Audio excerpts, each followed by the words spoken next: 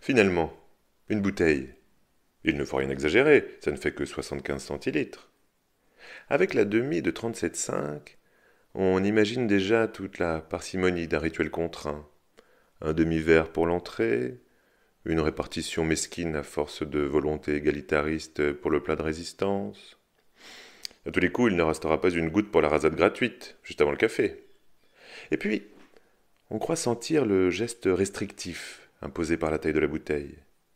À peine une bouteille, un joujou à boire, restreignant la surface de la table par sa mignardise. On n'est pas obligé de tout boire. La phrase est souvent prononcée devant le serveur. Lui est-elle destinée? Son impassibilité reste ambiguë. Il peut au choix vous ranger dans la catégorie des radins ou dans celle des alcooliques.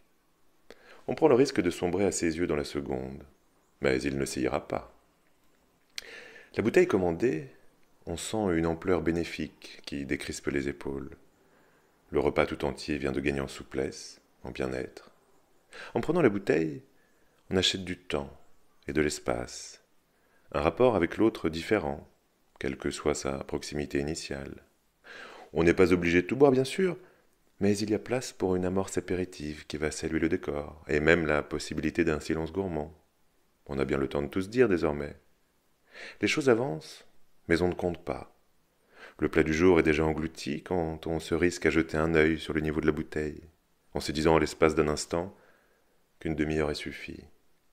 C'est là qu'on remplit les verres avec une excessive générosité.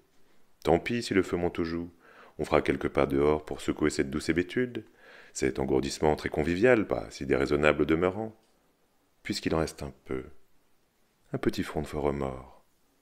On a failli tout boire.